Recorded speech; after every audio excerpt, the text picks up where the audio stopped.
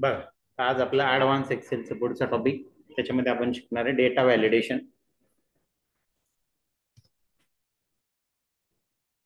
Data validation काही छोटं नाही, आपण फक्त एकच कमांड शिकलोय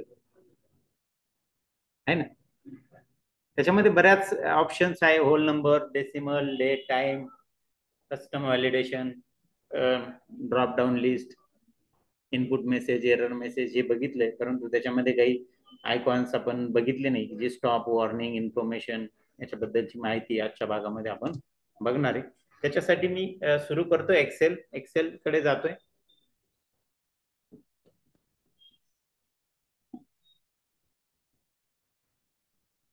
आता हे जे व्हॅलिडेशन असतं, हे व्हॅलिडेशन काही एका टेबलमध्ये सगळ्यांना लागू होतं असं काही भाग नसतो. तुमच्या टेबलची डेटा काय आहे, त्या डेटानुसार तुम्ही ते व्हॅलिडेशन तुम्हाला प्रत्येक ठिकाणी सेट करायचं असतं. मग डेटा व्हॅलिडेशन गरजेचं का असतं, तर तो एक विषय असतो की तुम्ही एखाद्या कंपनीमध्ये चांगल्या पोस्टला काम करताय. समजा आता तुम्हाला MBA करायचं आहे आणि MBA करून तुम्ही काही ऑपरेटरची पोस्ट घेणार नाही ना कंपनीमध्ये, बरोबर आहे का नाही. तुम्ही काहीतरी त्या मॅनेजमेंटशी रिलेटेड पोस्ट तिथे घ्याल. मग तुम्ही काम जे द्याल ते ऑपरेटरला द्याल. ऑपरेटर ज्यावेळेस काम करेल त्यावेळेस त्याने त्या डेटामध्ये चुका करायला नको. त्याच्यासाठी तुम्ही त्या चुका प्रिव्हेंट होण्यासाठी, म्हणजे त्या होऊ नये म्हणून तुम्ही त्याला व्हॅलिडेशन सेट करून ठेवू शकता त्या डेटाला, जेणेकरून त्याच्याकडून चुकीची एंट्री होणारच नाही, बरोबर आहे का नाही. तर या पद्धतीने आपल्याला याचा उद्देश तो असतो. आता आपण जातोय आपल्या डेटा व्हॅलिडेशन कडे. ह्या प्रत्येक गोष्टी एक एक एक एक आपण बघणार आहे. पहिलं जे आहे, पहिलं बघणार आपण होल नंबर. बघा, होल नंबर डेटा व्हॅलिडेशन सर्वांना परिचित आहे की डेटा टॅब मध्ये डेटा व्हॅलिडेशन इथं कमांड असते. या डेटा व्हॅलिडेशन मधून आपण डेटा व्हॅलिडेशन काय करतो, सेट करतो. याच्या इथे ड्रॉप डाऊन एरोला क्लिक केल्यानंतर आपल्याला इथे 3 ऑप्शन दिसतात: data validation, circle invalid data आणि क्लिअर व्हॅलिडेशन सर्कल्स. हे 2 ऑप्शन आपण या लेक्चरच्या शेवटच्या भागामध्ये आपण बघू. पहिले आपण जाणार या डेटा व्हॅलिडेशन. आपण पहिलं बघणार होल नंबर. होल नंबर मग आता इथं बघा एक टेबल दिलेला आहे, customer meeting register number, registration number डेटाचा एक टेबल आपल्याला दिलेला आहे, ब्लँक टेबल. एंट्री करण्यापूर्वी आपल्याला व्हॅलिडेशन तिथं सेट करायचं आणि मग आपण त्याच्यामध्ये काय करणार आहे, एंट्री करणार. बरं, मग आता इथं काय काय फील्ड आहे, registration number, name of the customer, city, PAN number, mobile number, date, registration date, registration time आणि अकाउंट बॅलन्स. काय काय. आता मला सांगा, एखाद्या इव्हेंटसाठी तुम्ही आजपासून तुम्ही रजिस्ट्रेशन सुरू केलं, तर तारीख जी आहे समजा, ती तारीख चुकीची त्याने घ्यायलाच नको. म्हणजे थोडक्यात आजपासून पुढची तारीख घ्यायला पाहिजे, मागची तारीख त्याने घ्यायला नको, आहे का. तुम्ही ऑनलाईन फॉर्म भरता, बघा भरता का नाही ऑनलाईन फॉर्म. ऑनलाईन एखाद्या रिक्रुटमेंटचा फॉर्म भरताय तर तिथं असतं का या दिवसापर्यंत तुम्ही 18 एजचे पूर्ण पाहिजेत. तुम्हाला पुढची तारीख निवडता येते का, नाही येता येणार ना. तुम्हाला करंट डेटच निवडता येते किंवा त्याच्या मागची तारीख नाही निवडता येणार, आहे का. ह्या तारखेपर्यंत तुमचं हे सर्टिफिकेट व्हॅलिड पाहिजे, तुमचं सर्टिफिकेट कुठपर्यंत, त्याच्या पुढची डेट तुम्हाला घेता येत नाही. म्हणजे तिथं डेटला व्हॅलिडेट केलेलं असतं. टाइम असतो, टाइम रजिस्ट्रेशन टाइम. एखाद्या विशिष्ट टाइम मध्ये तुमचं रजिस्ट्रेशन होत नाही, लंच टाइम असतो, त्या टाइम मध्ये रजिस्ट्रेशन कसं होईल. मग ते तुम्ही रिस्ट्रिक्ट करू शकतात का बा 1 ते 2च्या दरम्यान रजिस्ट्रेशन नाही झालं पाहिजे, तो टाइम तिथं टाकला नाही गेला पाहिजे. तर असे आपल्याला हे वेगवेगळे व्हॅलिडेशन आपल्याला इथे सेट करायचे. त्याच्यासाठी आपण होल नंबर, पहिला जो व्हॅलिडेशनचा प्रकार आहे त्याच्यामध्ये मी जातोय. होल नंबर हा मी वापरतोय या मोबाईल नंबरसाठी. कुठं वापरतोय, मोबाईल नंबरसाठी. मोबाईल नंबर बघा, मोबाईल नंबर हा होल नंबर आहे का नाही, पूर्णांक मध्ये आहे, प्लस त्याला किती डिजिटचा असतो मोबाईल नंबर, 10 डिजिटचा. एवढं सगळ्यांना माहिती आहे, बरोबर, 10 डिजिट. मग मी इथं डेटा व्हॅलिडेशन मध्ये जातो आणि ह्या डेटा व्हॅलिडेशनवर मी क्लिक करतो. बघा, केलं क्लिक, आलंय. याच्यामध्ये बघा इथं अलाउ सेटिंग मध्ये इथं व्हॅलिडेशन क्रायटेरिया, त्याच्यामध्ये अलाउ एनी व्हॅल्यू. सुरुवातीला त्याने एनी व्हॅल्यू सिलेक्ट केलेले असल्यामुळे तुम्ही एक्सेल शीट मध्ये कोणती व्हॅल्यू टाईप करू शकता, व्हॅलिडेशन जोपर्यंत सेट करत नाही तोपर्यंत. करता का नाही, आता करता त्याचे तुम्ही. मग आता मी इथं सिलेक्ट करतोय होल नंबर, पहिलाच ऑप्शन बघा होल नंबर आहे, त्याला मी सिलेक्ट केलं.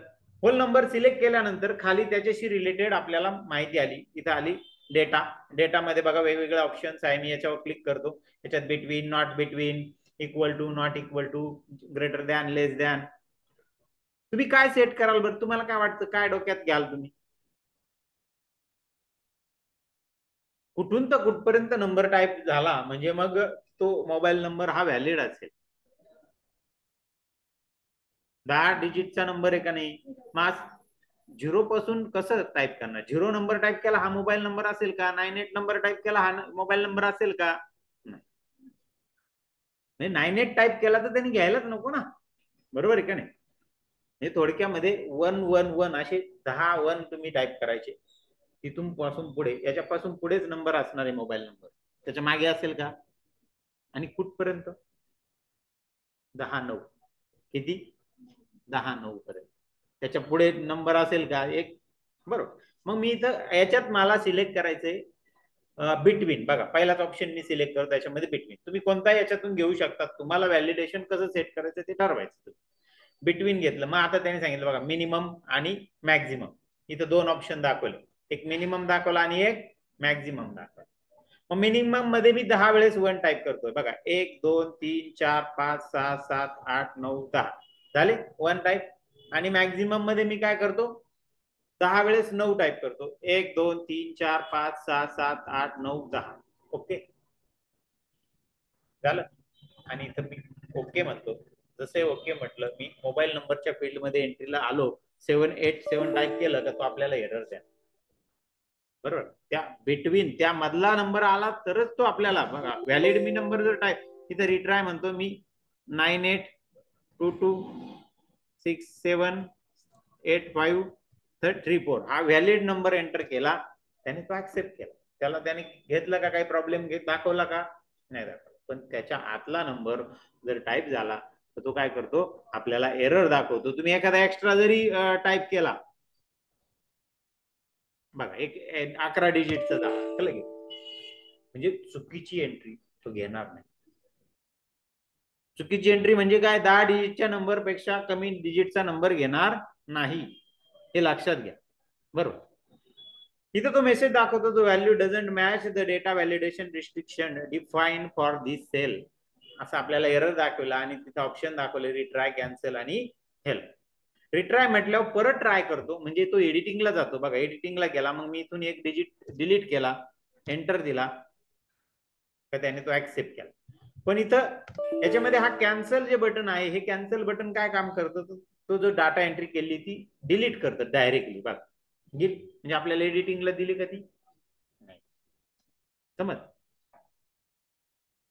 पण समजा हा मोबाईल नंबर बाहेरच्या देशातला जर असेल तर तो 10 डिजिट पेक्षा जास्त असतो. असतो का नाही? 10 डिजिट पेक्षा जास्त. मग तो घ्यायला पाहिजे त्याने. आता इथं तो घेतच नाहीये. ह्या डेटा व्हॅलिडेशन मध्ये सुद्धा ऑप्शन्स आहे, ते म्हणजे वेगवेगळे आयकॉन्स आपल्याला आहे याच्यामध्ये. ते म्हणजे आयकॉन म्हणजे स्टॉप आयकॉन आहे, वॉर्निंग आयकॉन आहे, असे वेगवेगळे. तर ते आपण बघू. बघा मी डेटा व्हॅलिडेशनला क्लिक केलं, इथं हे टाईप केलेलंच आहे ना. पहिले सुरुवातीला आपण इनपुट मेसेज बघू. इनपुट मेसेज मध्ये आपल्याला जो इनपुट मेसेज आता मी वाचून दाखवला तुम्हाला, तो मला बदलायचा असेल तर इथे मी तो इनपुट मेसेज आणि वॉर्निंग मेसेज हे 2 गोष्टी आपण बघणार. आता इनपुट मध्ये मी पहिले इनपुट मेसेज मध्ये मी टाकतो इथं मोबाईल नंबर. टायटल मध्ये काय टाकलं? Mobile number. आणि मेसेज मध्ये please enter valid 10 digit number, mobile number. नंबरच्या ऐवजी मी काय म्हणतो इथं मोबाईल नंबर.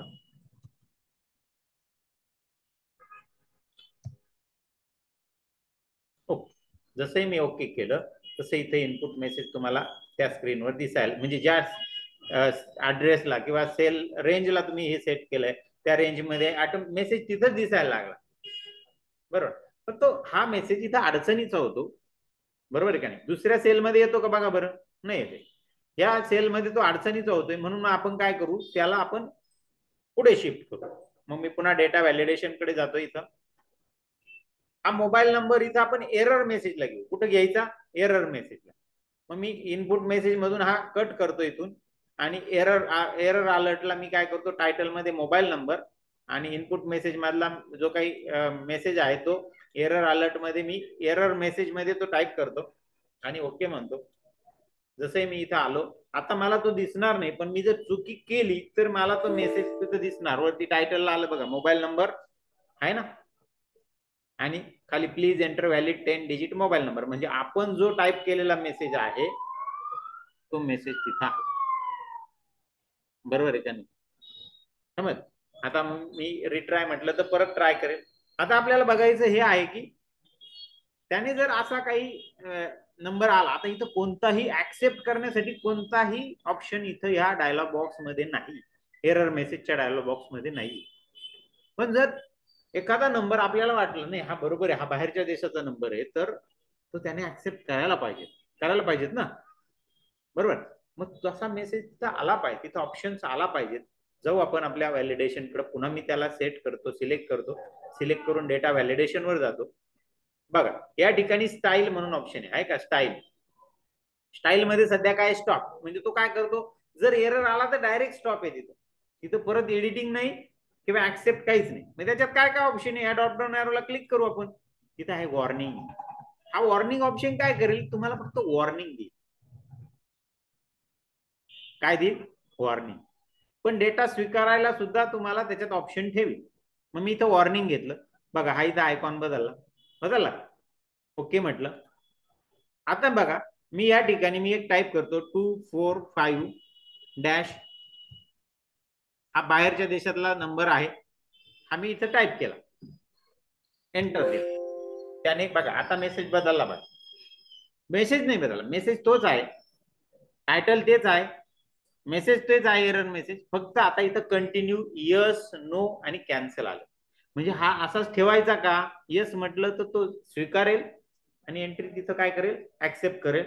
नो म्हटलं तर स्वीकारणार नाही, कॅन्सल म्हटलं तर तो कॅन्सल करून टाकेल, म्हणजे डिलीट करेल. बघा नो म्हटलं तर काय करतोय, तो एडिटिंगला गेला, आहे का. मी एडिटिंग मध्ये आपल्याला वाटलं हा झिरो नाही आहे त्याच्यात, एडिट कॅप, परत एंटर, परत मेसेज देणार. मग त्यावेळेस तुम्ही येस जर म्हटलं तर त्याने तो काय केला, नंबर जसाच्या तसा ऍक्सेप्ट केला ना, ऍक्सेप्ट. समजलं. मग वॉर्निंगने काय होईल, तुम्हाला तो नंबर ऍक्सेप्ट सुद्धा करता येईल. पण ज्यावेळेस तुम्ही चुकीचा नंबर टाईप करत होता त्यावेळेस एक लक्षात घ्या, तुमचा कर्सर त्या डायलॉग बॉक्सच्या नो बटनला बाय डिफॉल्ट होता. म्हणजे तुम्ही डायरेक्ट एंटर दिला तर तो ऍक्सेप्ट करणार नाही, एडिटिंगला जाईल. आता मी क्लिक नाही केलं, मी एंटर दिला, समजलं. मग मी तो एडिट करून जो काही व्हॅलिड नंबर आहे तो मी तिथं टाईप करू शकेल, तो त्याने घेतला, 10 डिजिट झाला, घेतला. त्याच्यात अजून पुढे बघा, पुढे अजून एक ऑप्शन आहे त्याच्यामध्ये, डेटा व्हॅलिडेशन मध्ये या वॉर्निंगच्या स्टाईल मध्येच बघा कोणता ऑप्शन इथं, तर इन्फॉर्मेशन. तो फक्त आपल्याला इन्फॉर्मेशन देईल का हा तुम्ही चुकीचा नंबर टाकला आहे, एवढी इन्फॉर्मेशन देईल आणि त्याला स्वीकारेल. ओके म्हटलं, बघा तिथं आयकॉन सुद्धा बदलला, बरं हे बघा हा आयकॉन इथं बदलला आहे का, ओके. म्हणजे तुमचा जो डायलॉग बॉक्स येतो ना, त्या डायलॉग बॉक्सवर आयकॉन बरोबर चेंज होणार तुमचा एरर आल्यानंतर. बघा इथे मी नवीन नंबर टाईप करतो, बदलला मेसेज, डायलॉग बॉक्स बदलला, त्याचा आयकॉन बदलला, ऑप्शन्स खालचे बदलले. Please enter valid 10 digit mobile number, okay म्हटलं का तो ऍक्सेप्ट करेल आणि पुढे जाईल. पण कॅन्सल म्हटल्यावर नाही करणार. पण बाय डिफॉल्ट कर्सर कोणत्या बटनला आहे, ओकेला, लक्षात घ्या. बघा ओके म्हटलं का तो काय करेल, ऍक्सेप्ट करेल. समजलं इथपर्यंत. मग तर अशा पद्धतीने आपण हे नंबरचं व्हॅलिडेशन काय करू शकतो, होल नंबरचं व्हॅलिडेशन सेट करू शकतो. आता या मोबाईल नंबरसाठी तुम्ही त्या होल नंबर मध्ये आणखी वेगळ्या वेगळ्या ऑप्शन्स आहेत, त्याचा वापर करू शकाल. तुम्ही तुमचं डोकं लावायचंय त्याच्यामध्ये. आता जसं की मी इथं आता हा 3534 हा नंबर टाईप केला, हा मोबाईल नंबर आहे का आपला, नाहीये जनरली. मग तुम्ही ठरवा मोबाईल नंबर कोणत्या डिजिट पासून सुरू होतो, तुम्ही त्याचा रिसर्च करा आणि त्या डिजिट पासून पुढचा प्रॉम नंबर द्या, बरोबर. कमीत कमी पहिला डिजिट, समजा 73 पासून सुरू होतोय तर 73 पहिला डिजिट आणि मग 000 टाईप करा, 880 टाईप करा, ते तुम्ही करू शकाल. आता व्हॅलिडेशन सेट करायचं मी तुम्हाला शिकवलं, आता तुम्हाला कसं व्हॅलिडेशन अपेक्षित हे तुम्ही ठरवायचं, ठीक आहे. जा तर अशा पद्धतीने आपण हे होल नंबरचं व्हॅलिडेशन आपण बघितलं. पुढचं व्हॅलिडेशनचा प्रकार आपल्याला बघायचा तो म्हणजे डेसिमल, बरं. आता डेसिमल ह्यापैकी कोणत्या फील्डला लागू होईल, तर तो होईल बॅलन्स अमाऊंटला, कारण की नंबरशी रिलेटेड डाटालाच होणार आहे. बरोबर. मग अकाउंट बॅलन्स कडे मी जातोय, तिथे मी जातोय डेटा व्हॅलिडेशनला क्लिक करतो. बरं, इथं डेटा व्हॅलिडेशन मध्ये मी सेटिंग मध्ये येतो. पहिले इथं मी सिलेक्ट करतो डेसिमल. हा, याच्यात फायदा हा आहे, डेसिमल सिलेक्ट होल नंबर मध्ये पूर्ण होल नंबरच सिलेक्ट करेल. इथे अमाऊंट कॉलमला होल नंबर करू शकतात, पण अपूर्णांकात व्हॅल्यू आली तर तुम्ही स्वीकारणार नाही, तो लक्षात येते. त्यामुळे डेसिमल मध्ये तो डेसिमल म्हणजे अपूर्णांकातली व्हॅल्यू सुद्धा तो स्वीकारणार आहे. आता इथं पुन्हा ही पद्धत आली की इथं सिलेक्ट करायचं काय डेटामध्ये, बिटवीन करायचं, नॉट बिटवीन करायचं, काय करायचं. असं पकडा की बँकेचा अकाउंट कमीत कमी बॅलन्स हा 1000 रुपये आहे, 1000च्या खाली जायला नको, किंवा तुम्ही बॅलन्सची एंट्री करताना 1000च्या खालची व्हायला नको, आहे का. मग एक तर त्यांनी स्वीकारायलाच नको, किंवा त्यांनी वॉर्निंग द्यायला पाहिजे. असंही होतं ना, बॅलन्स चार्जेस कट होतात आणि तुमचा बॅलन्स 1000च्या खाली पण गेलेला असतो, मग त्यावेळेस ती ऍक्सेप्ट पण करायला पाहिजे त्याने, आहे का ना. तुम्ही तिथं वॉर्निंग स्टाईल निवडू शकतात आणि त्याला ऍक्सेप्ट करण्याची परमिशन देऊ शकतात, किंवा स्टॉप जर निवडली तर तो स्टॉपच करणार. मग आता मी सध्या स्टॉपच निवडतो. मग मी काय करतो, greater than or equal to हा ऑप्शन इथं निवडतो. कोणता ऑप्शन निवडला, greater than or equal to. आणि मग किती, 1000. 1000च्या पुढे का नाही मिनिमम बॅलन्स. मग 1000 मी तिथं काय केलं, टाईप केलं मिनिमम मध्ये आणि ओके. मग आता मी इथं अमाऊंट टाईप करण्याचा प्रयत्न केला, 1234.5.56 बघ घेतली. तुम्ही 650.00 टाईप केलं, त्याने लगेच आपल्याला वॉर्निंग मेसेज तिथं दाखवलेला आहे. त्याच्या पुढची किती अमाऊंट तुम्ही टाईप करा, तो तुमची स्वीकारेल, कारण की बॅलन्सला काही लिमिट नसतं पुढे, की तो स्वीकारणार. अपूर्णांकात करा, पूर्णांकात करा, तो स्वीकारेल.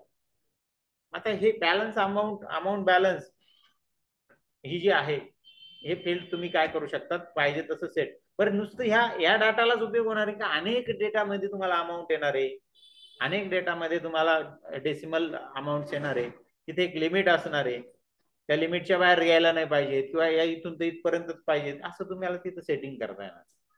येते लक्षात, समजलं. मग हा डेसिमल. त्यानंतर आहे बघा टेक्स्ट लेंथ. टेक्स्ट लेंथ म्हणजे टेक्स्ट लेंथ म्हणजे काय, टेक्स्टची लांबी कितीपर्यंत स्वीकारायची. आता तुम्ही जर बघितलं ना, इथं पॅन नंबर आपल्याकडे कॉलम आहे. हा पॅन नंबर कॉलम लक्षात घ्या की पॅन हा भारतामध्ये 10 डिजिट असतो. किती असतो, त्याच्यापेक्षा जास्तही नाही, कमी. त्याच्यामुळे चुकीचा नंबर समोरच्या ऑपरेटरकडून एंटर होऊ नये म्हणून आपण ह्या पॅन नंबरला 10 डिजिटचं लेंथ सेट करून देऊ. मग तुम्ही नावाला करू शकता का, कस्टमरच्या नावाला 10 डिजिट किंवा 20 डिजिट? नाही करू शकत, कारण की ती लेंथ सेट केल्यानंतर लक्षात घ्या की तेवढ्या लेंथच नाव आलं पाहिजे. तुम्ही समजा 10 टाईप, समजा 15 टाईप केले, 15 पेक्षा एक जरी कमी आला तरी तो प्रॉब्लेम देईल तुम्हाला, बरोबर का. बघू आपण इथं पॅन नंबरला आम्ही इथं क्लिक करतो आणि इथून मी डेटा व्हॅलिडेशन मध्ये जातो. इथून आता मी काय सिलेक्ट करणार, तर टेक्स्ट लेंथ. बघा इथं टेक्स्ट लेंथ ऑप्शन आहे का, त्याला मी क्लिक केलं, ओके म्हटलं. आता ओके नाही, अजून त्याच्यामध्ये आपल्याला सेटिंग करायचंय. इथं परत बघा, इथं ऑप्शन तेच आले, not equal to, between, not, आहे का. यातून तुम्ही ठरवा कुठून कुठपर्यंत. मग आता नावाला तुम्हाला जर सेट करायचं असेल ना, तर मी असंच म्हणू शकतात का बा, कमीत कमी 3 कॅरेक्टरच्या पुढेच नाव असतं. जॉन, राम, प्रेम, ओम पण असतं, ते 2च डिजिट आहे का नाही. म्हणजे तुम्ही ते सेटिंग तुम्ही ठरवा का तुमचं नाव किती डिजिट, 1 डिजिट तर नसणार, कमीत कमी 2 डिजिट. म्हणजे हा ग्रेटर दॅन घेतलं तर मग तो तिथे येईल, बिटवीन घेतलं तर 2 पासून ते 35 पर्यंत का 50 पर्यंत तुम्ही घेऊ शकता, त्याच्या पुढे तो स्वीकारणार नाही. म्हणजे अशा सगळ्या एंट्रीज इथं व्हॅलिडेट करता येतील. मग आता मी काय करतो, मला एक्झॅक्ट 10 डिजिटच पाहिजेत, कमी नको जास्त नको, कारण पॅन नंबर कमी नसतो आणि जास्तही नसतो. मग मी इथं काय निवडणार, इक्वल टू. काय निवडणार, इक्वल टू. मग तिथं मी लेंथ देणार. बघा लेंथ मध्ये मी इथं टाईप करतोय लेंथ, इथं किती टाईप करायची मला, लेंथ 10. ओके केलं. मग जर मी इथं कमी डिजिटचा एंट्री केली तर स्वीकारत नाही, इथं मी नंबरिक एंट्री केली तर स्वीकारत नाही, बरोबर. मी मग व्हॅलिड जर नंबर टाईप केला, बघा मी इथे टाईप करतो AFFPM 23545 6P असं टाईप केलं, एंटर दे. नाही घेतला, एक डिजिट एक्स्ट्रा झाला, हा 8 एक्स्ट्रा झाला, मग मी 8 कमी करतो, घेतला. समज मी याला तुम्ही ते एरर मेसेज, वॉर्निंग, स्टाईल हे तुम्ही तुमच्या पद्धतीने सेट करा. आता मी पहिल्या ऑप्शन मध्ये तुम्हाला ते दाखवून दिलं पूर्ण डिटेल मध्ये, स्टाईल कशी सेट करायची, वॉर्निंग मेसेज कसे सेट करायचे हे तुम्ही ठरवायचं तिथं. प्रत्येक याला तुम्ही ते वॉर्निंग मेसेज वगैरे, कारण की बघा नुसतं तुम्ही डेटा व्हॅलिडेशन सेट करून उपयोग नाहीये. ज्यावेळेस तुम्ही डेटा व्हॅलिडेशन सेट कराल इथं तो वाचेल operator, the value doesn't match the data validation restriction defined for this cell. काय याला मग काय आर्ट आहे टाईप करायला, त्याला पण कन्फ्युज होईल ना. मग तुम्ही टाकू शकता ना तिथं का 10 डिजिटचा पॅन नंबर असतो, तसाच तुम्ही एंटर करा, मग त्याला समजेल नाही इथं 10 डिजिट घ्यायचं. लक्षात, याला म्हणतात युजर फ्रेंडली डेटा तुम्ही समोरच्याला देणार आहे, समोरच्याला समजणार सुद्धा आहे काय आपण चूक करतोय, येते का लक्षात. कॅन्सल करतो मी याला, समजलं. मग टेक्स्ट लेंथ नंतर मी सेट करतोय डेट. काय डेट, बघा इथं रजिस्ट्रेशन डेट फील्ड आहे, त्याला मी जातोय, त्याच्यामध्ये मी डेट हे जी काही एंट्री आहे ती मला तिथं करायची. ओके, मग इथून मी जातो डेटा व्हॅलिड, सिलेक्ट केलं मी डेटा व्हॅलिडेशनला, मी क्लिक केलं. क्लिक करून ह्या एनी व्हॅल्यू मध्ये आपण चेंज करतोय. काय करणार आहे मी डेट, पुन्हा तिथं डेटामध्ये आलं, इथं बघा वेगवेगळे ऑप्शन्स आले, between, not between, equal to वगैरे वगैरे वगैरे, आहे ना. आता मला सांगा, आपलं रजिस्ट्रेशन आज सुरू होतंय, आजच्या मागची डेट त्याने स्वीकारायला नकोय, आजच्या पुढची कधीची स्वीकारली तरी चालेल, बरोबर आहे का नाही. मग कसं सांगणार तुम्ही, बा आता इथं, आता समजा असं पकडा किती रजिस्ट्रेशन 15 दिवस, किती दिवस आहे, आजच्या मागची डेट स्वीकारायची नाही म्हटल्यानंतर आज तारीख समजा 15 तारीख, असं आपण पकडू 15/8/2024. मग तुम्ही तिथं म्हणणार लेस दॅन 15/8, इथं लेस दॅन निवडणार आणि 15/8/2024 असं निवडणार. पण 16 तारखेला तो 15ची तारीख निवडेल ना हो, तसं पण चालणार नाही ना. 16ला एंट्री करतोय तो 16च्या पुढचीच घेतली पाहिजे, 17ला करतोय 17च्या पुढचीच घेतली पाहिजे. मग तुम्ही काय करणार, दररोज बदलणार व्हॅलिडेशन. मग फंक्शन शिकले का नाही, डेट फंक्शन. टुडेज डेट घेण्यासाठी कोणतं फंक्शन आहे,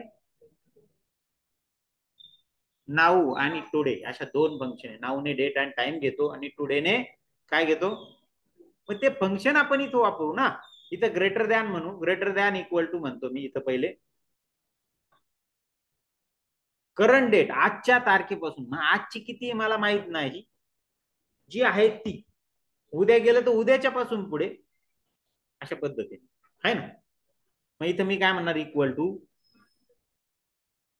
टुडे. ओके, झालं सेट, ओके म्हटलं. बघ आता आलो आपण रजिस्ट्रेशन डेट मध्ये. मग मी इथं टाईप करायचा प्रयत्न करतो 1/8/24, एंटर दिला. त्यांनी सांगितलं द व्हॅल्यू डझंट मॅच, आहे का नाही. 1/8/24 मागची डेट झाली आजच्या तारखेच्या, बरोबर आहे का नाही. मग आता मी इथं किती देऊ, आज किती तारीख आहे, हा 29, बरं ठीक आहे, 29/8 देतो मी, घेतली, स्वीकार. 29/8च्या पुढची तो स्वीकार. तुम्ही 30 घेतली, 30/8 घेतली, घेतली 10/10 घेतली, त्या आजच्या तारखेच्या मागची तारीख तो घेणार नाही. आलं लक्षात, समज. तर ह्याच्यात तुम्हाला असे पण करता येईल, 15 दिवस रजिस्ट्रेशन आहे तर तुम्ही बिटवीनचा पण ऑप्शन टाकू शकतात. आजपासून तर तिथपर्यंत, ही डेट ते ती डेट नाही टाकायचं ना, today's date to last date, today's date टाका. कारण की मागचं पण नाही घ्यायला पाहिजे ना, आज उद्या गेलो आपण 30 तारखेला गेलो तर 29 नाही घ्यायला पाहिजे त्याने, उद्याच्या तारखेला एंट्री, बरोबर आहे का नाही. समजलं. मग तर अशा म्हणजे तिथं ऑप्शन्स तुम्हाला बदलता येतील, स्टाईल म्हणजे डेटा मधले ऑप्शन्स तुम्हाला बदलता येतील आणि त्यानुसार तुम्ही सेट करू शकाल तुम्हाला पाहिजे तसं. पुढे बघतोय, समजलं. मग डेटचं व्हॅलिडेशन, त्याच्यानंतर बघतोय आपण टाइम व्हॅलिडेशन. टाइम व्हॅलिडेशन मी घेतो इथं, टाइम व्हॅलिडेशनला सेट करतो असं पकडा की दुपारी 1 ते 3 लंच टाइम आहे किंवा सुट्टी आहे, त्या टायमात रजिस्ट्रेशन यायला नको. बाकी कोणत्या टायमात आले तर चालतील, त्या टायमात नको. किंवा मग रात्रीचे नको यायला, तर ते रात्रीचा टाइम तुम्ही सेट करून ठेवू शकतात. तुमच्या ऑफिसचा टायमिंग काय आहे, समजा 9 ते 5 आहे, तर 9 ते 5 मध्येच घ्यायला पाहिजे. म्हणजे असे वेगवेगळे ऑप्शन्स असतील तुमच्या पुढे, तुम्ही ठरवू शकता. आता मी वेगवेगळे ऑप्शन का घेतोय, तिथले डेटा मधले वेगवेगळे ऑप्शन तुम्हाला ट्राय करून दाखवतोय. तर मी इथं काय घेतोय की 1 ते 3 मध्ये त्यांनी स्वीकारायला नको, दुपारच्या त्यावेळेस लंच टाइम आहे. ठीक आहे, मग मी इथं डेटा व्हॅलिडेशनला क्लिक करतो. इथं अलाउ मध्ये मी टाइम हा सिलेक्ट करतो. बरोबर, टाइम मध्ये मी काय म्हणणार, इथं काय काय ऑप्शन निवडू बरं. मला समजा 1 ते 3 मधलं मला घ्यायचं नाही, तर मी इथून काय ऑप्शन निवडू बघा बरं, सांगा बरं तुम्ही. मला दिसतोय तुम्हाला ऑप्शन, कोणता निवडू? बिटवीन निवडू?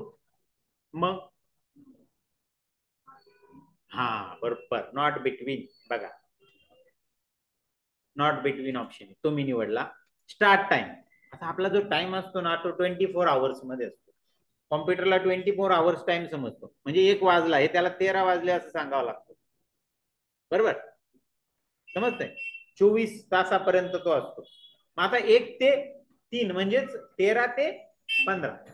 बरोबर, मग मी इथं डायरेक्ट 13 ते 15 नाही, टाइम ह्या फॉर्मॅटमध्ये असतो. मिनिट, सेकंद आणि अजून काय, आवर्स, मिनिट आणि सेकंद. बघा, आणि 13 ते 15, 15:00:00. समज, मला ह्याच फॉर्मॅटमध्ये टाकावं लागेल, लक्षात घ्या. ओके म्हटलं मी इथं, तसंही ओके म्हटलं. इथं ते डेटा व्हॅलिडेशन त्याला सेट झालेलं आहे. आणि सेट झाल्यानंतर समजा तुम्ही टाकलं 10:12 घेतलं ते. बरोबर, तुम्ही टाकलं 13:40 नाही, एंट्री करताना तुम्ही तो फॉर्मॅटच पाळला पाहिजे असं काही नाहीये. बर बर, 13 वाजले असं टाकलं, घेऊन टाकलं. आता त्याने तो नंबर म्हणून स्वीकारला तिथे, लक्षात घ्या. मग त्याने ते स्वीकारायला नको जर असेल, तर तुम्ही ह्या रेंजचं फॉर्मॅट बदलू शकतात. कुठून बदलू शकतात? होम मध्ये जाऊ. होम मध्ये बघा, इथं आपल्याकडे नंबर फॉर्मॅट असतात, त्याच्यामधून तुम्ही डेट टाइम फॉर्मॅट इथून सेट करून ठेवू शकतात त्याला. म्हणजे तिथं तो टाइमच घेईल. समजा तुम्ही 13 टाईप केलं तर 13 हा टाइमच घेईल तो. बघा, 12 AM. तुम्ही त्या लक्षात आलं का? एक टाइम व्हॅल्यू आपण फंक्शन शिकलो, डेट व्हॅल्यू फंक्शन शिकलो, त्या व्हॅल्यू नुसार तो तिथं घेतो. पण जनरली तुम्ही टाइम टाईप करताना कमीत कमी हावर्स आणि मिनिट तुम्ही टाईप केले पाहिजेत, अशी त्याची अपेक्षा आहे. तुम्ही जर काही नंबर टाईप केला तर त्याच्या पद्धतीने त्याचा जो टाइम व्हॅल्यूचा पहिला जो नंबर आहे तो घेऊन टाकेल, पहिला नंबर. बरोबर, पहिल्या नंबरच्या जवळचा जो टाइम येतो, पहिल्या नंबरच्या जवळचा 12ची, कारण की टाइम व्हॅल्यू जी सुरू होते ती 12 AM पासून सुरू होते टाइम व्हॅल्यू. त्याच्यामुळे तो 12 घेईल. कोणताही तुम्ही मागचा नंबर टाकला का 12 घेईल, लक्षात येते? मग इथं मी 12:30 कमीत कमी एवढं टाकलं पाहिजे तुम्ही. 1:15. आता हा बघा, AM घेतला त्याने, रात्रीचा घेतला, ऑटोमॅटिकली त्याने सेटिंग केलं. लक्षात आलं टाइमचं व्हॅलिडेशन? हा, ठीक. आता जातोय आपण पुढे, ड्रॉप डाऊन लिस्ट याच्याकडे जातोय. एक कस्टम व्हॅलिडेशन आहे, ते आपण शेवटी घेऊ. Input message, error message, icon तर आपण बघितलं बघितलं ना. आता हे जे कस्टम व्हॅलिडेशन आहे हे आपण नंतर बघू. आपण बघू drop down. Drop down list तुम्हाला परिचित आहे. उदाहरणार्थ सिटीला ह्या इथं नाशिक, पुणे, मुंबई हे घ्यायचंय, तर तुम्ही इथून सिलेक्ट करायची. सिलेक्ट करून डेटा मध्ये जायचं आहे ना. नंतर डेटा व्हॅलिडेशनला क्लिक करा. इथून काय निवडायचं अलाउ मध्ये, तर लिस्ट निवडणार. आपण काय निवडणार? लिस्ट. आणि लिस्ट मध्ये तुम्ही इथं डायरेक्ट टायपिंग पण करू शकतात. समजा सिन्नर,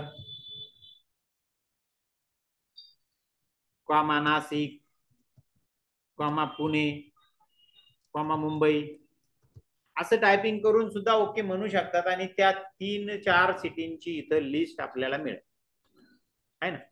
त्यातून पाहिजे ती सिटी निवडू शकाल तुम्ही. ठीक आहे. आणि इथं जर तुम्ही सिन्नर टाईप करताना चुकलात, चुकला का, आपण स्पेलिंग चुकलं का, म्हणजे टायपिंग करून पण घेता येईल का नाही ती. त्याने सांगितलं द व्हॅल्यू डझंट मॅच. काय झालं, का बरं मॅच नाही झाली. हा, केस सेन्सिटिव्ह आहे इथं. आपण एस कॅपिटल दिलेला आहे, आपल्याला इथे टाईप करताना सुद्धा एस कॅपिटल मध्ये टाईप करणं गरजेचं होतं. ठीक आहे, समजलं. मग म्हणजे मॅन्युअली टाईप करू शकता. मी याला डिलीट करतो आणि मी माझ्याकडे इथं बाजूला सिटीचा कॉलम इथं दिलेला आहे बघा, याला सिलेक्ट करून ते सेट करतो. बरोबर, मी सिलेक्ट केलं, डेटा व्हॅलिडेशनला गेलो. डेटा व्हॅलिडेशन मध्ये माझ्याकडे इथं क्लिअर ऑल ऑप्शन आहे, त्याच्यातून मी ते जे अगोदर डेटा व्हॅलिडेशन सेट केले ते क्लिअर करू शकतो. बघा क्लिअर केलं. आता मी इथून काय निवडणार, लिस्ट निवडणार. इथून डेटा निवडणार, कोणता डेटा निवडला बघा, हा सिटीचा, इथून तर इथपर्यंत सिटी नाव त्याच्यात घेतलं का नाही. बरोबर, ओके म्हटलं,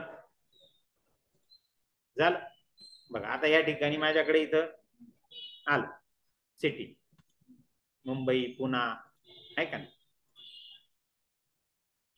बरोबर, तर अशा पद्धतीने इथून आपण हे सिलेक्ट करू शकलो. आता इथं तीनच सिटी, समजा उद्या जाऊन पुढे जाऊन असं पकडा की इथं पुण्याचं बदललं, तिथं औरंगाबाद झालं, ऑटोमॅटिकली तुमच्या ह्या ड्रॉपडाऊन लिस्टला इथं बदल होणार. पुन्हा तिथून निघून गेलं, आहे का. तुम्हाला वाटलं अजून इथं याच्यामध्ये ह्या लिस्टमध्ये सिन्नर सिटी ऍड करायची, मग तुम्ही खाली सिन्नर सिटी ऍड केली. बघा बरं, ड्रॉपडाऊन यादीमध्ये सिन्नर सिटी येते का, नाही येत. हा, परत व्हॅलिडेशन सेट करावं लागेल, बरोबर आहे का नाही. आता याला आणखी एक पर्याय आहे, तो आपण निवडू. हा जो टेबल असतो, हा याला आपल्याला टेबल डिक्लेअर करायचं ह्या डेटाला, मग आपल्याला ते करता येतं.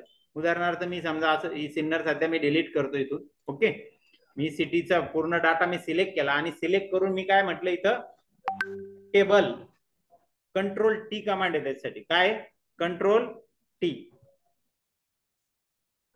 कीबोर्ड शॉर्टकट काय त्याला, कंट्रोल टी. ओके म्हटलं, जसं ओके म्हटलं का तो डाटा माझा टेबल म्हणून तिथं काय झाला, डिक्लेअर झाला, आहे ना. ठीक आहे. आता बघा इथं मी सिन्नर ऍड, पण आता टेबल ज्यावेळेस तुम्ही डिक्लेअर कराल, तुम्हाला डेटा व्हॅलिडेशन पुन्हा सेट करावं लागेल. मग मी जातो पुन्हा डेटा व्हॅलिडेशन मध्ये, ते डेटा व्हॅलिडेशन, इथून मी लिस्ट निवडलं, लिस्ट निवडून पुन्हा ती यादी मी निवडतो. ओके, झालं. आता बघू आपण इथं, इथं 3 सिटी तर येत आहे, पण मी इथं नव्याने ऍड करतो सिन्नर. इथं ऍड होते का बघू आपण. बघा झाली का सिन्नर ऍड. परत इथं तुम्ही एखादी ऍड केली, समजा नागपूर केली, नागपूर सिटी ऍड केली, इथं नागपूर आलं. याला टेबलमध्ये, या डेटाला जर टेबलमध्ये कन्वर्ट केलं तर तुमचं ऑटोमॅटिकली लिस्टमध्ये तुम्ही जे काही नाव ऍड कराल, सिटी ऍड कराल, ते तुमच्या याच्यामध्ये लागू होईल. समजलं.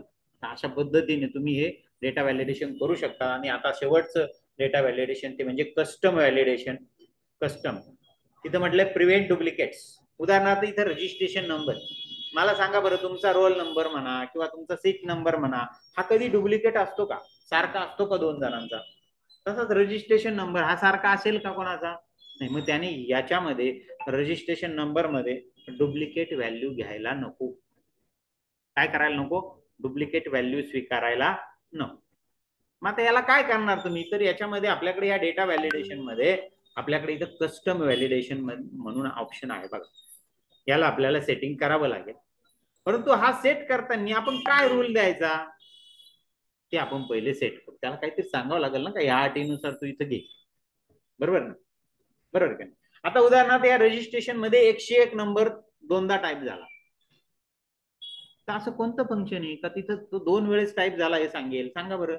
कोणतं फंक्शन आहे असं, आपण शिकलो का नाही फंक्शन, त्याच्यामध्ये तो 2 वेळेस टाईप झाला, हे कोणतं फंक्शन सांगेल.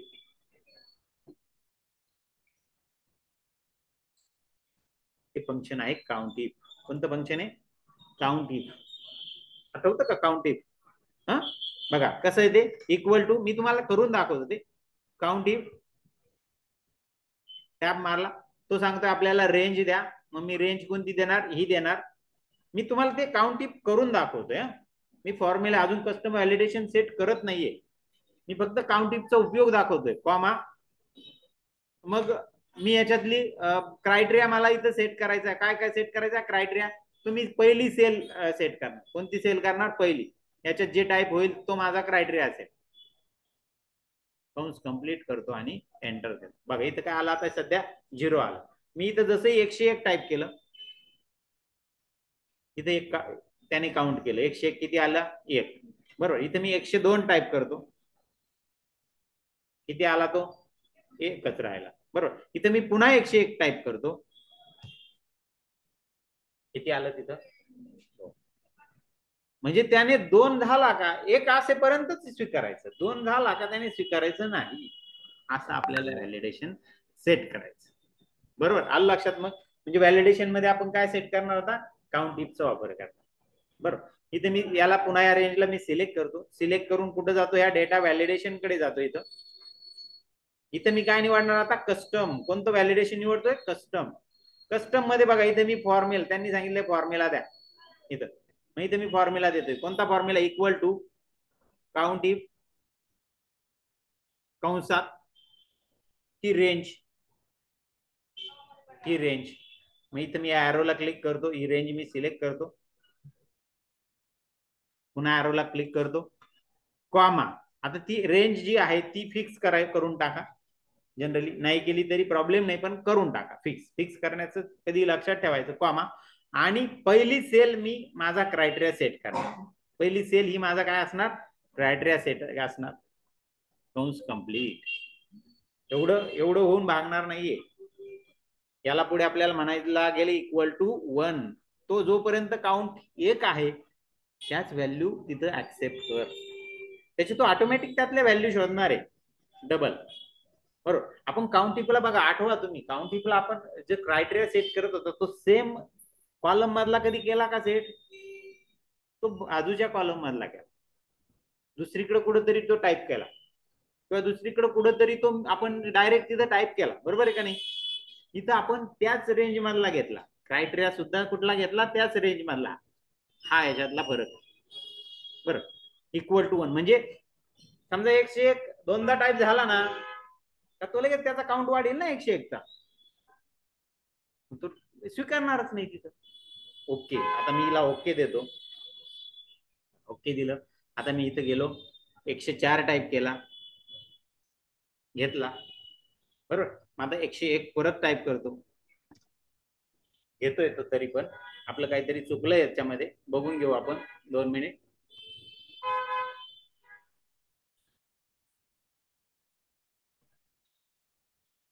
बघा इथे मी डेटा व्हॅलिडेशन सेट करतोय. काय परत पहिल्यापासून एकदा रजिस्ट्रेशन नंबर फील्डला आलो, काउंट इफ दिलं. काउंट इफ रेंज मध्ये मी कोणती रेंज सिलेक्ट करणार? तर त्या रजिस्ट्रेशन नंबरची रेंज मी सिलेक्ट करतोय. हे मी काउंट इफ फंक्शन तुम्हाला दाखवतोय पुन्हा एकदा. सिलेक्ट केली, कॉमा, क्रायटेरिया त्याला फिक्स केलं पहिले F4 दाबून, कॉमा केला, क्रायटेरिया. बघ क्रायटेरिया मध्ये मी पहिली सेल ऍड्रेस सिलेक्ट केली, पहिली सेल ऍड्रेस, कंस कंप्लीट केला आणि एंटर दिला. आता हा फॉर्म्युला आपल्याला काय आन्सर देईल? मी ज्यावेळेस तिथे टाईप करेल रजिस्ट्रेशन मध्ये, मी समजा 101 असं टाईप केलं, त्याने लगेच खाली माझा काउंट वाढवला. एंटर देतोय, बघा 1 केला आहे ना. 0चा काय केला? 1. 102 टाईप केलं, त्याने 1च ठेवला.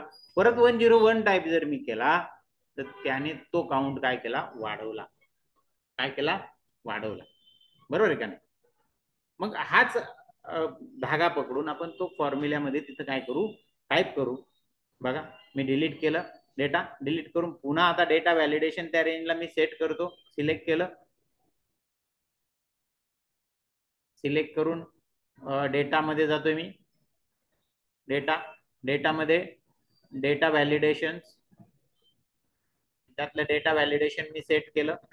बघा सेट केलं. सेट केल्यानंतर इथं बघा अलाउ, याच्यामध्ये मी काय निवडणार, कस्टम व्हॅलिडेशन. मग कस्टम व्हॅलिडेशन निवडलं. फॉर्म्युल्यामध्ये आता तो फॉर्म्युला इथं वापरणार, इक्वल टू काउंट इफ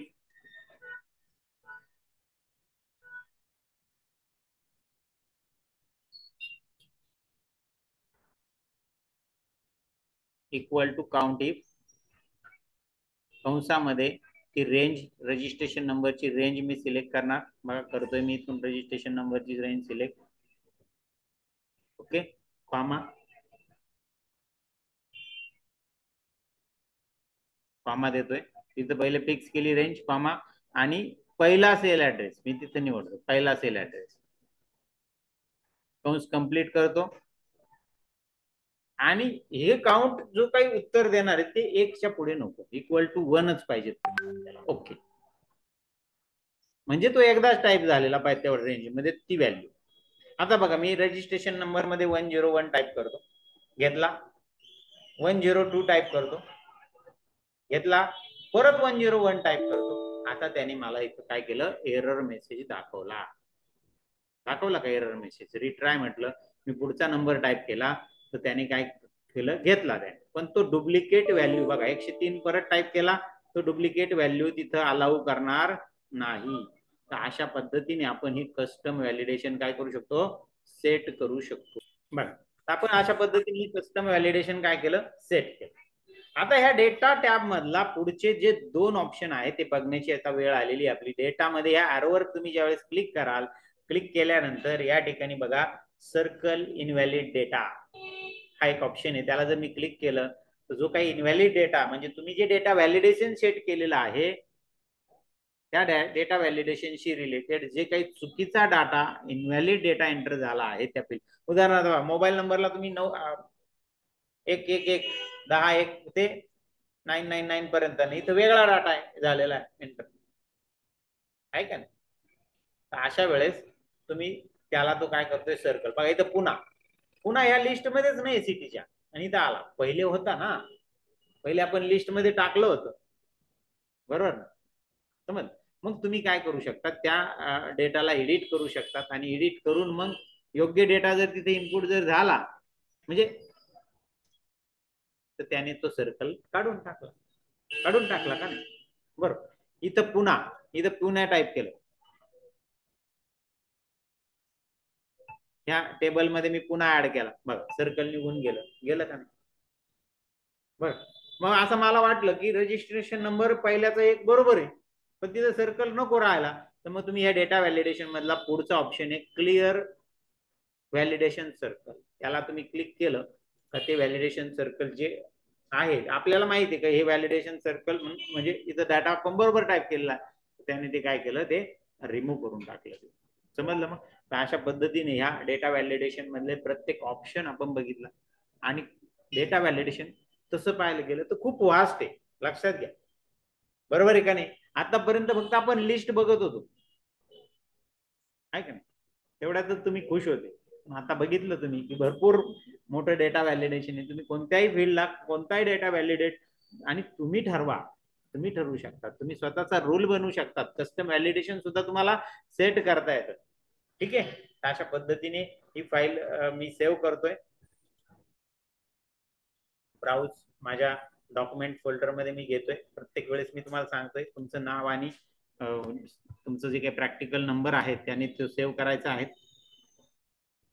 म्हटलं मी इथं झालं, आणि ही फाईल मी काय करतो, क्लोज करतो. बघा क्लोज झाली माझी फाईल, मी आलो माझ्या प्रेझेंटेशन मध्ये. आता तुम्हाला प्रॅक्टिकल काय आहे बघून घ्या. प्रॅक्टिकल मध्ये तुम्हाला असा ब्लँक शीट दिलेला आहे, त्याच्यामध्ये तुम्हाला कोणत्या कॉलमला काय व्हॅलिडेशन सेट करायचे त्याची माहिती दिलेली आहे, काय त्याला एरर अलर्ट द्यायचे ती माहिती दिलेली आहे. ते व्हॅलिडेशन सेट करून तुम्ही तुमच्या मनाने डाटा टाईप करायचा. इथे मी डेटा दिले तसा मी तुम्हाला प्रॅक्टिकल मध्ये शेवटी एक सॅम्पल डेटा दिला, तोच टाईप केला पाहिजे असं नाही. तुम्ही काही चुकीचा डाटा टाईप करून बघा, काही बरोबर डाटा टाईप करून बघा, आणि तुम्ही सेट केलेले डेटा व्हॅलिडेशन बरोबर सेट झाले का नाही हे चेक करा, आहे का? बघ 2 नंबरला सिटीला काय करायचं, पॅन नंबरला काय करायचं, आहे का नाही? नंतर मग मोबाईल नंबरला काय सेटिंग करायचं, बरोबर. रजिस्ट्रेशन डेटला काय सेटिंग करायचं, बरोबर. रजिस्ट्रेशन टाइमला काय सेटिंग करायचं, अकाउंट बॅलन्सला काय टाइम सेटिंग करायचं.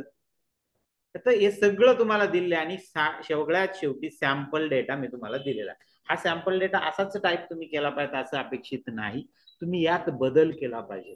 कसं होतं, एवढा मोठा 10 कॅन्डिडेटचा डाटा टाईप करायला थोडंसं आठवत नाही म्हणून मी दिला. यातला काही घ्या, तुमच्या मनाने काही टाका, काही चुकीचा टाकून बघा, काही बरोबर टाकून बघा. हे समजलं? अशा पद्धतीने तुम्हाला हे प्रॅक्टिकल करायचं आहे. ठीक आहे, तर मग आज आपण इथं थांबू. कोणाला काय अडचण याच्यामध्ये?